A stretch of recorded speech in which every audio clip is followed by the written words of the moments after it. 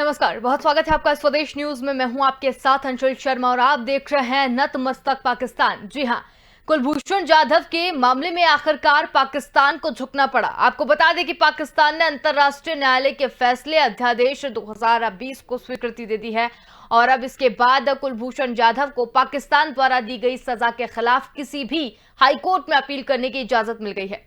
पाकिस्तान की national assembly ने गुरुवार को अंतर्राष्ट्रीय न्यायालय के फैसले के संबंध में पाकिस्तान की जेल में बंद भारतीय नागरिक कुलभूषण जाधव को अपील का अधिकार देने का एक विधेयक पास कर दिया है। आपको बता दें कि अंतर्राष्ट्रीय न्यायालय ने अपने फैसले में असेंबली को प्रभावी समीक्षा और पुनर्विचार करने का निर्देश दिया था। तो क्या है पूरा मामला, देखिए रिपोर्ट। कुलभूषण जाधव के मामले में आखिरकार पाकिस्तान को झुकना पड़ा। पाकिस्तान ने अंतर्राष्ट्रीय न्यायालय के फैसले अध्यादेश 2020 को स्वीकृति दे दी है। इसके बाद अब कुलभूषण जाधव को पाकिस्तान द्वारा दी गई सजा के खिलाफ किसी भी हाई कोर्ट में अपील करने की इजाजत मिल गई है। पाकिस्तान की नेशनल असेंबली ने गुरुवार को अंतर्राष्ट्रीय न्यायालय के फैसले के संबंध में पाकिस्तान की जेल में बंद भारतीय नागरिक कुलभूषण जाधव को अपील का अधिकार देने के लिए एक विधेयक को पास कर दिया है। आपको बता दें कि अंतर्राष्ट्रीय न्यायालय में अपने फैसले में असेंबली के प्रभावी समीक्षा और पुनर्विचार करने का निर्देश दिया गया था। कुलभूषण जाधव साल 2016 से ही पाकिस्तान की जेल में बंद है। पाकिस्तान की खुफिया एजेंसी ने कुलभूषण जाधव को ईरान से अगवा किया था। भारत सरकार शुरू से ही कहती आई है कि कुलदीप जाधव पूर्व नेवी अफसर थे। ईरान में वो एक बिजनेस डील करने के लिए गए थे, वहीं उनका अपहरण हुआ था और उन्हें पाकिस्तान आर्मी के हवाले कर दिया गया था। इस्लामाबाद हमेशा से ही जाधव को लेकर यह आरोप लगाते हैं कि वो एक भारतीय जासूस है। उन्होंने पाकिस्तान में कई आतंकी हमले भी करवाए हैं। पाकिस्तान के एक मिलिट्री कोर्ट ने जाधव को सजाए मौत भी दी थी। इसके बाद भारत सरकार ने इंटरनेशनल कोर्ट ऑफ जस्टिस का रुख किया था, जिसके बाद भारत के पक्ष में फैसला आया और पाकिस्तान की जेल में बंद कुलभूषण जाधव को काउंसलर मिल गया। ब्यूरो रिपोर्ट, स्वदेश न्यूज। तो आपको बता दें, कुलभूषण जाधव साल 2016 से ही पाकिस्तान की जेल में बंद है। पाकिस्तान की खुफिया एजेंसी ने कुलभूषण जाधव को ईरान से अगवा किया था। भारत सरकार शुरू से ही कहती आई है कि कुलदीप जाधव पूर्व नेवी अफसर थे। ईरान में वो एक बिजनेस डील करने गए हुए थे, यहीं से उनका अपहरण हुआ था, फिर उन्हें पाकिस्तान आर्मी के हवाले कर दिया गया था।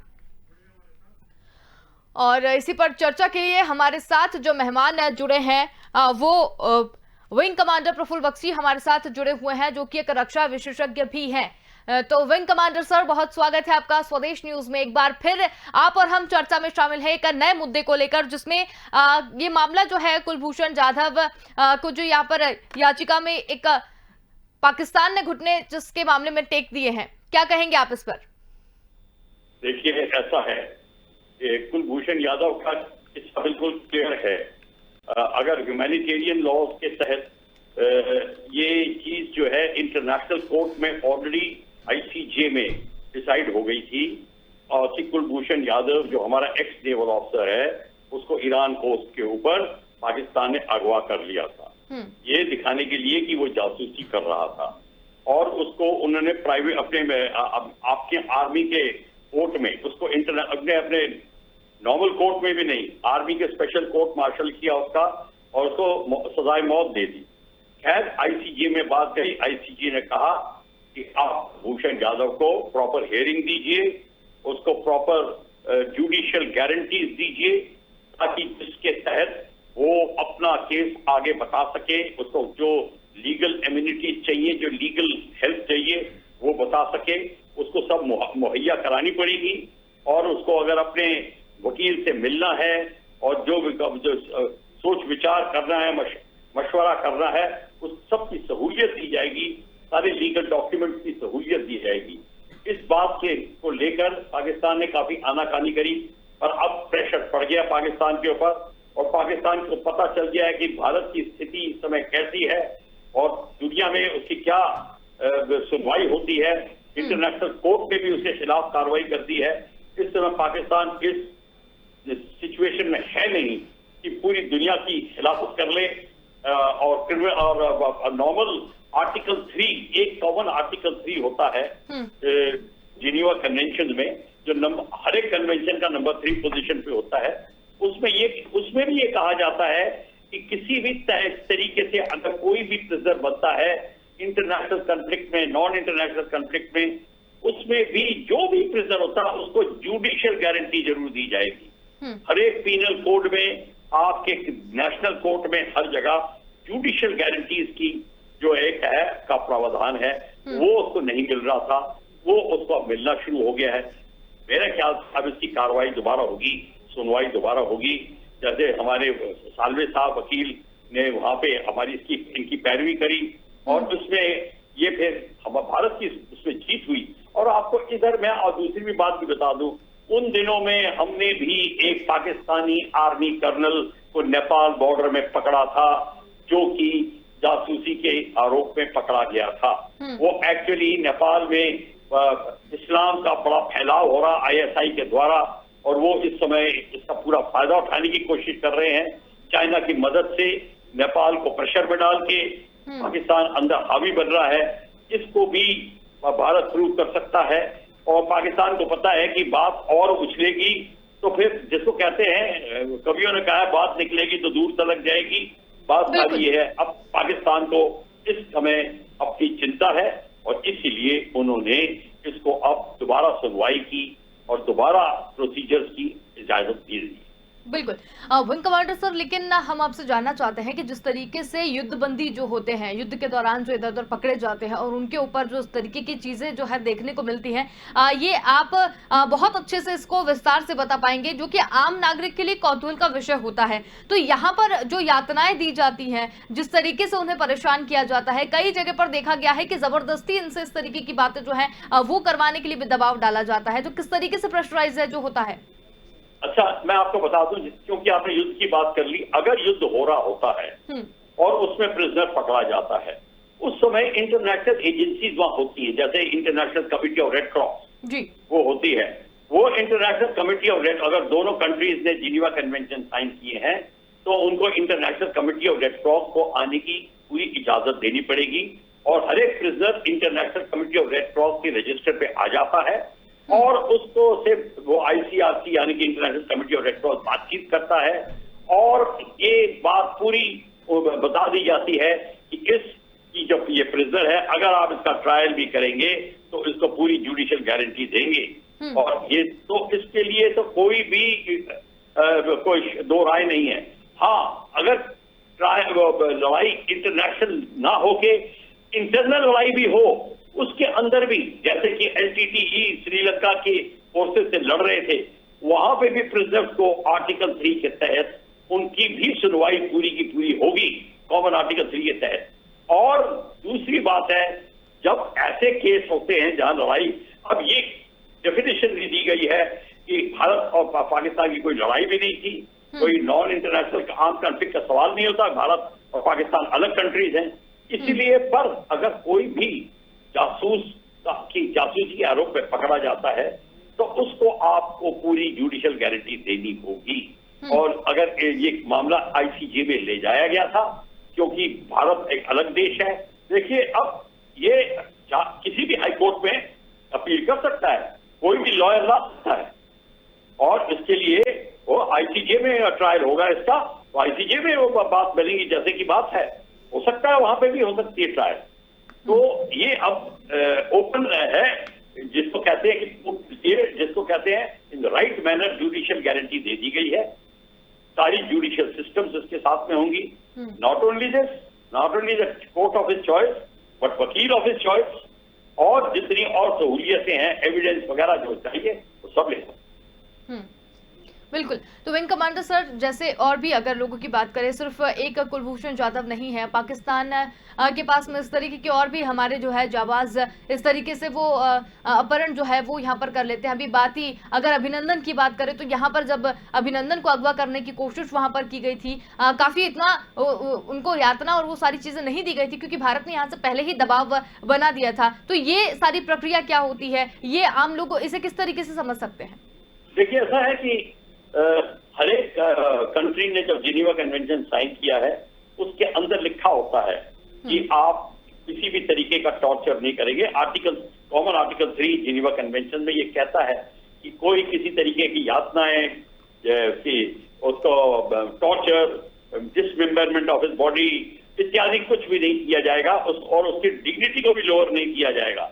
ये सारा का सारा सबने साइन किया है और रेटिफाई किया हुआ है।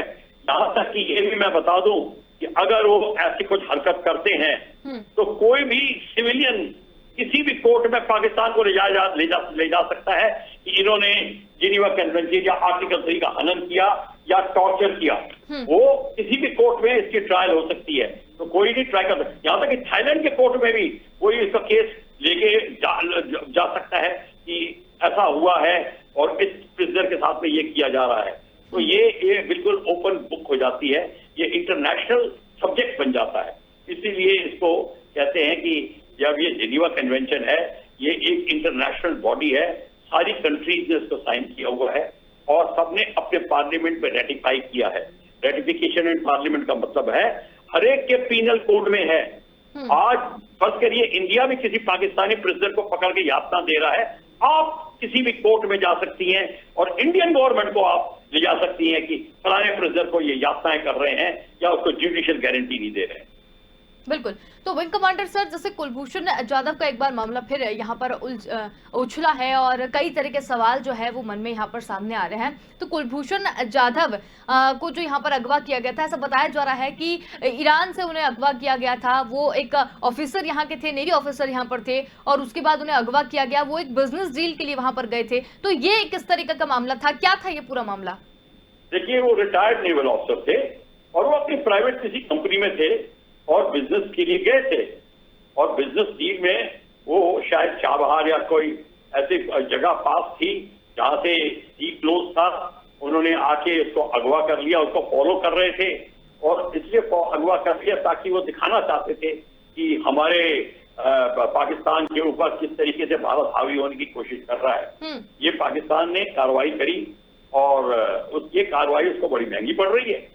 अब उसको इतनी आसानी से नहीं, अब वो ऐसा है कि ना वो गले की हड्डी बन गई, ना चबाई जाती है ना फेंकी जाती है। बिल्कुल बिल्कुल। तो अब ये बड़े ध्यान से इस बात को करेगा और ऐसी चीज कोई हरकत नहीं करेगा जहां पे पाकिस्तान के ऊपर इंटरनेशनल बॉडी में उंगलियां उठेगी। तो पाकिस्तान के ऊपर स्थिति बहुत कमजोर हो जाएगी और फिर पाकिस्तान को पता है कि इंडिया के पास में भी ऐसे प्रिजनर्स हैं पाकिस्तानी, वो भी उनके साथ में भी ऐसी हरकत हो सकती है। ये भी पाकिस्तान को पता चल गया है और फिर ये भी पता है कि ये खेल एकदम से खत्म नहीं हो जाएगा और पाकिस्तान को महंगा पड़ेगा। इसीलिए पाकिस्तान की अपनी स्थिति कमजोर है, उसकी मिलिट्री स्थिति कमजोर हो रही है। वो एक चाइना की कॉलोनी बन रहा है और उसको और गहरी चिंताएं हैं। उन चिंताओं के साथ में अगर ये एक और चिंता साथ में रहता है तो पाकिस्तान को ये सारा गेम बहुत भारी पड़ जाए। बिल्कुल। विंग कमांडर सर, आप काफी जानकार हैं, रक्षा विशेषज्ञ भी हैं। आप यहाँ पर एक बात यहाँ पर आपसे जानना चाहेंगे कि जिस तरीके से अभी आपने कहा कि उनको अगवा किया, वो अपनी प्राइवेट मीटिंग में थे और सिर्फ एक ये कह सकते हैं कि धौंस जमाने के लिए कि भारत हमारे ऊपर किस तरीके से हावी हो रहा है, हमने पकड़ा है। तो ये एक कुलभूषण का मामला नहीं है, ऐसे कई कुलभूषण जो है वो वहां पर होंगे। तो क्या उनके लिए भी इस तरीके के यहाँ पर सरकार एक्शन ले सकती है? बिल्कुल ले सकती है, अगर लेना चाहे तो, क्यों नहीं। जैसे कि कैप्टन कालिया के साथ में यातनाएं की गई थी, उसकी बॉडी को जब भेजा गया था तो उसके ऊपर यातनाओं के चिन्ह थे। इंडिया कोर्ट में जा सकता था, इंडिया नहीं किया, वो दूसरी बात है। तो ये बात हो सकती है और कई लोग हैं हमारे प्रिजनर्स हैं, उनके प्रिजनर्स हैं और हम सबके सब अगर ये काम एक बार ऐसी हरकत शुरू हो जाए तो उसका कोई अंत नहीं है। बिल्कुल। इसलिए पाकिस्तान को पता चल गया है कि ये खेल उसको बड़ा महंगा पड़ेगा और इसीलिए वो अपनी समझदारी के रास्ते पे आ गया है। बिल्कुल। विंग कमांडर सर, चीन के जैसे कि हम कई बार आप और हम इस बारे में चर्चा कर चुके हैं कि वो किस तरीके से हरकतें करता है, भारत को लेकर खार खाया हुआ बैठा है। तो पाकिस्तान भी मुझे लग रहा है कि कहीं ना कहीं ऐसा कम बिल्कुल नहीं समझता है। वो भी एक ऐसी बहुत छोटी मोटी ऐसी हरकतें जो है वो भारत को लेकर करता रहता है। तो ऐसा और भी क्या चीजें हैं जो पाकिस्तान भारत के लिए करता रहता है, चाहे घुसपैठ का मामला हो? देखिए, ऐसा है, घुसपैठ करता है वो कश्मीर में, जो वैली में देखिए किस तरीके से करता है। और जो नॉर्मल कश्मीरी सिटीजन हैं, दोनों मुस्लिम और हिंदू जो सिटीजन हैं, जो लॉ अबाइडिंग होते हैं, अपने देश के प्रति काम करते हैं, उनको तंग करने की कोशिश करता है। और कोई जो ज्यादा भारत की तरफ वो सोचते हैं या पाकिस्तान की खिलाफत की बात कोई कर दे तो उसको अगवा कर देते हैं, मार देते हैं। कई चीजें हैं जो बच्चों को पे हावी होने के लिए उनके स्कूल जला देते हैं, यूथ को अगवा कर लेते हैं। ये निरंतर ऐसे कार्यक्रम चल रहे हैं। बॉर्डर पे पाकिस्तान ये कार्यक्रम कर रहा है क्योंकि पाकिस्तान के पास में यही एक लड़ाई का तरीका है, जिसको कहते हैं कि पाकिस्तान के पास में अनऑर्थोडॉक्स मेथड ऑफ फाइटिंग है। कन्वेंशनल फाइटिंग पाकिस्तान चाहता नहीं इंडिया के साथ करे, इस तरीके की फाइटिंग करना चाहेगा नॉन स्टेट एक्टर्स के थ्रू। तो पाकिस्तान ये हरकत कर रहा है, बहुत देर तक करता रहेगा। लोगों को अगवा करना, मार देना या सिविलियंस पे हमला कर देना, प्रोटेक्टेड प्लेस पे हमला करना, स्कूल के ऊपर, मंदिरों के ऊपर, जो ऐसे स्थान जहां पूजा इत्यादि होती है उन जगहों पे, ये बाजारों में, मतलब किसी तरीके से दहशत फैलाने का कार्यक्रम है। ये भी एक किस्म से पाकिस्तान अपनी पब्लिक रिलेशन बढ़ाने की कोशिश कर रहा था कि मैं असहाय हूं, भारत मेरे पे जासूसी करके इस तरीके से यातना देने की कोशिश कर रहा है, हमने उसका जासूस पकड़ लिया है। ये बेसिकली पाकिस्तान दिखाने की कोशिश कर रहा था। और अभी इस्लामिक कंट्रीज का भी इतनी हिम्मत नहीं है कि उसकी मदद करें, और बाकी सब कंट्रीज समझ गई हैं कि इस समय Pakistan is on a weak wicket. बिल्कुल। तो विंग कमांडर सर, जैसे कि अगर हम कुलभूषण मामले पर अगर वापस आएं तो उसमें इस्लामाबाद जो कह रहा है कि हमेशा से ही जाधव को लेकर उसने आरोप लगाए हैं कि वो एक भारतीय जासूस हैं और उन्होंने पाकिस्तान में कई आतंकी हमले भी करवाए हैं। पाकिस्तान की अगर बात करें तो एक मिलिट्री कोर्ट ने जाधव को सजाए मौत भी दी थी। तो ये किन तथ्यों के आधार पर जो है वो इस तरीके की बातें करते हैं? देखिए, वो तथ्यों की बात वो रिवील ही नहीं करते, कोई लोग सुनने वाला नहीं, उसकी कोई रिकॉर्डिंग नहीं है। तो वो जो उन्होंने नैरेटिव लिखा कि फलानी जगह इसने जो लोग बाजार में धमाका हुआ था इसने कराया था, जो स्कूल में धमाका हुआ था इसने कराया था, ऑर्डिनेंस डेपो में धमाका हुआ था इसने कराया। अब वो बोलते जा रहे हैं, अब खुद ही तुम्ही ने दर्द दिया, तुम ही दवा दे रहे हो, मतलब कहने का मतलब वो खुद ही कर रहे हैं। तो उसमें कोई सुनवाई नहीं थी, कोई प्रूफ नहीं था, कोई एविडेंस नहीं था। और मिलिट्री कोर्ट है, उनका अपना है, वो तो सिविल कोर्ट भी नहीं था पाकिस्तान का। अगर सिविल कोर्ट भी होता, वहां सुनवाई होती, तो वकील ऐसी की तैसी कर देते पाकिस्तानी फौज की, क्योंकि पाकिस्तानी जुडिशरी सिस्टम तो एज इट इज पाकिस्तानी फौज से हवा बैठा हुआ है। वो तो उनके वकील बैठे हुए थे, अगर वहां पहुंच जाती बात तो वो बिल्कुल वो सच्चाई हाथ सामने ले आते। बिल्कुल।